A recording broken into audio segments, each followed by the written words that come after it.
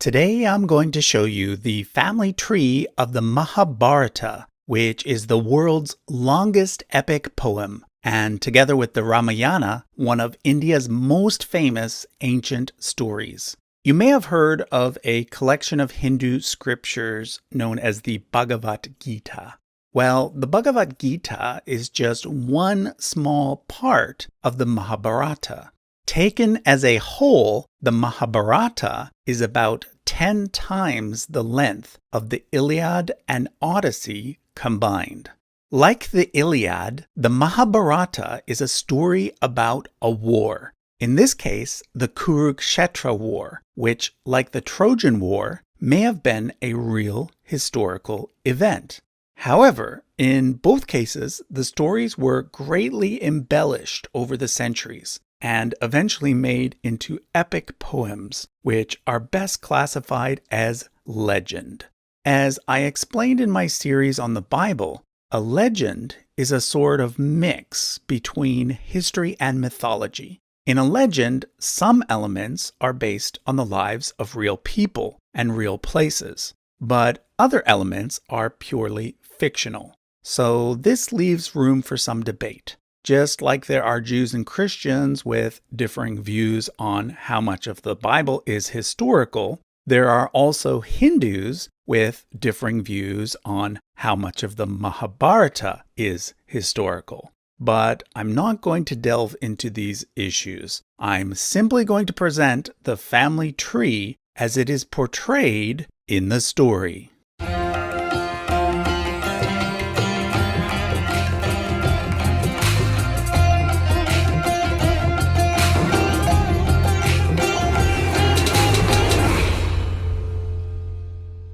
This video is part of a large collaboration between over a dozen different history YouTubers on the topic of Indian history, covering everything from the Indus Valley Civilization to the British Raj. You can find a link to the full playlist for Discovery of India in the description.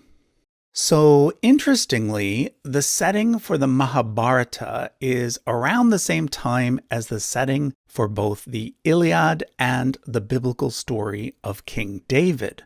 All three of these legends began to be written down in the early classical period, but are set several hundred years earlier during the transition between the Bronze Age and the Iron Age.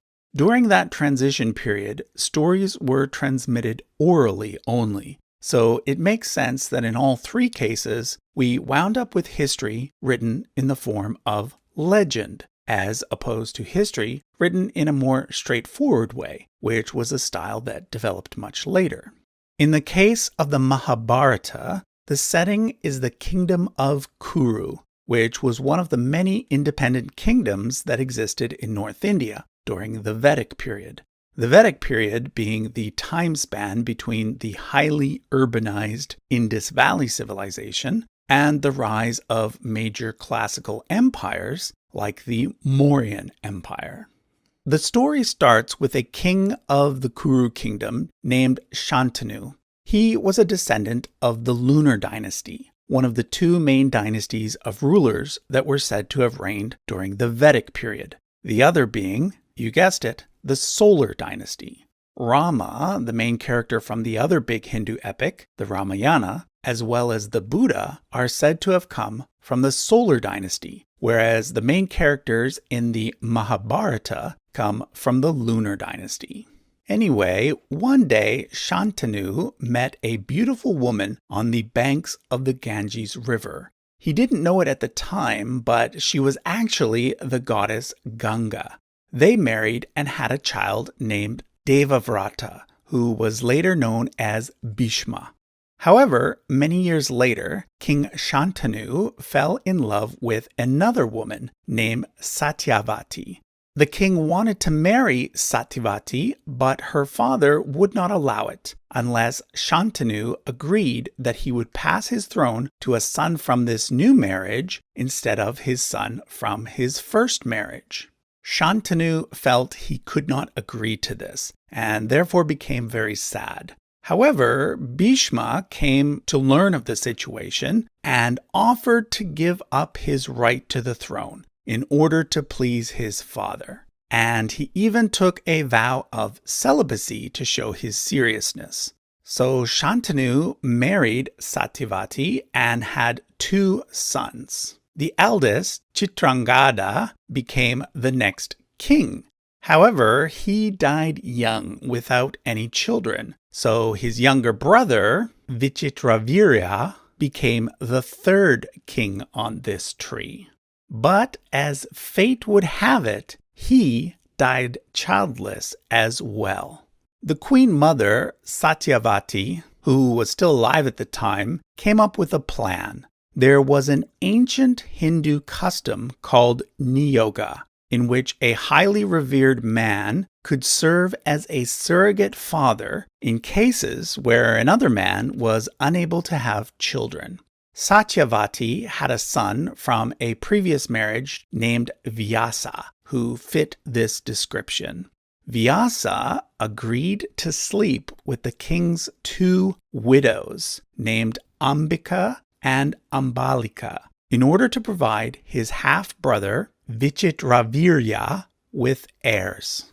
2 sons were therefore produced. The eldest, Dhritarashtra, who was born blind, and Pandu. Now, before I move on, I should point out another important fact about Vyasa.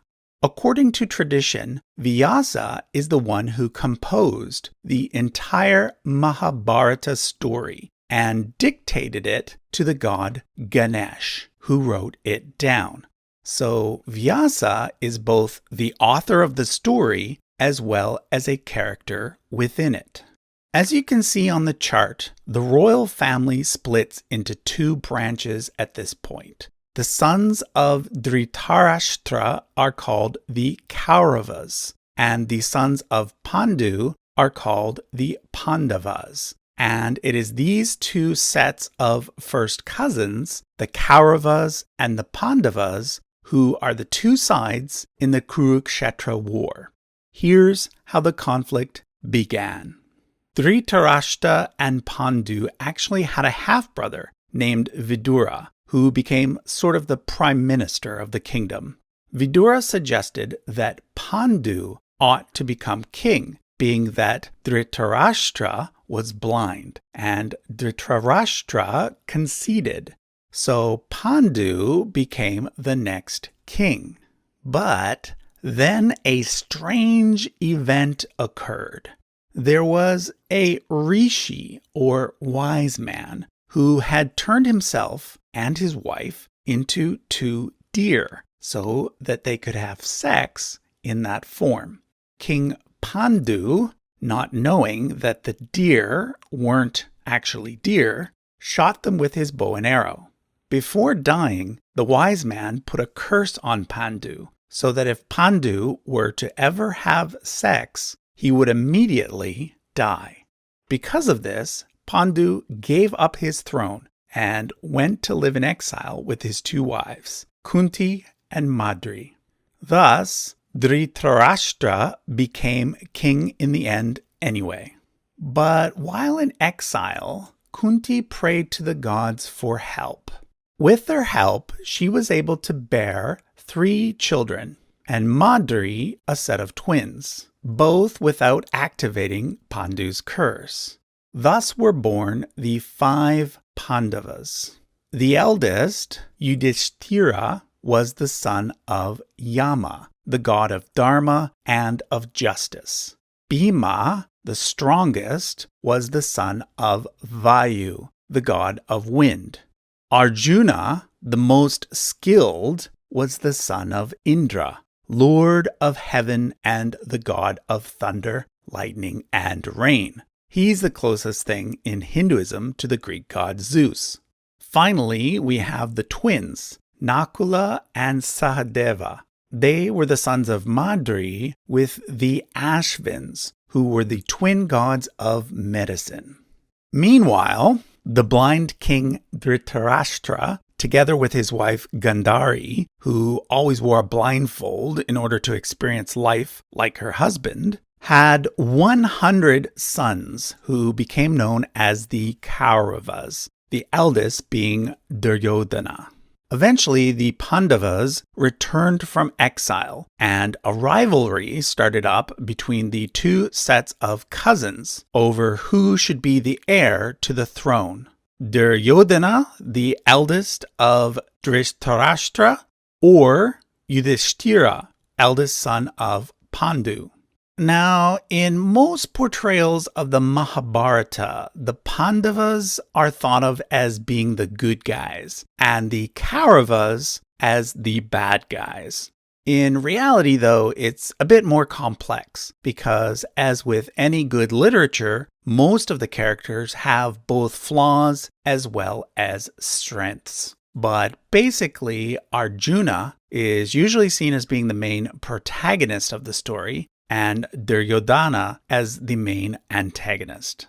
Anyhow, the tension builds, and eventually things culminate in a full-out war, fought near a city named Kurukshetra, hence the name of the war being the Kurukshetra War. At this point, let me introduce another main character, Krishna. Krishna was originally a neutral party in the conflict, being a noble from a totally different kingdom, the Yadava kingdom. However, he had two important connections to the Pandava side. First of all, his father was the brother of Kunti, making him first cousin to the Pandavas. In addition to this, Arjuna married his sister Subhadra, making him Arjuna's brother-in-law. But the most important thing to know about Krishna is that he is actually one of the 10 avatars of the god Vishnu.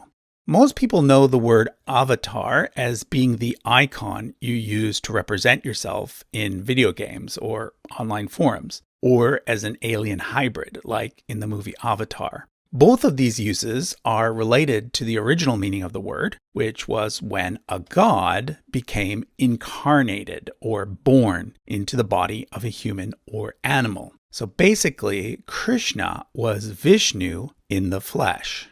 Now, Vishnu is not just any god. There are a lot of gods in Hinduism, but there are three who are sometimes said to be the most important: Brahma, Vishnu, and Shiva, the creator, the preserver, and the destroyer, sometimes called the Hindu Trinity. Now, like other religions, Hinduism can be divided into various different sects.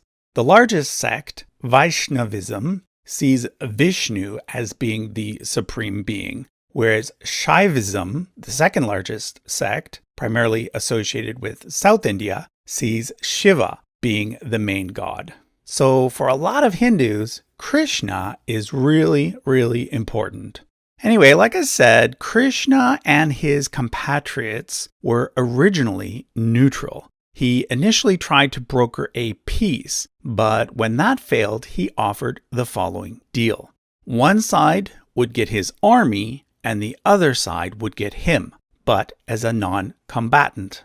Arjuna got to choose first, and he chose Krishna, appointing him as his charioteer. Duryodhana was pleased with this, thinking that he, by far, got the better side of the deal. When the battle was about to begin, Arjuna became very distressed because he did not want to have to kill his close relatives.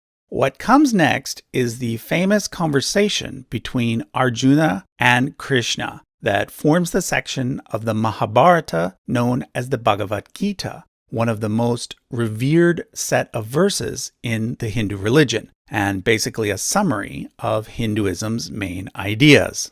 After the famous conversation between Arjuna and Krishna, the battles go ahead and last for 18 days.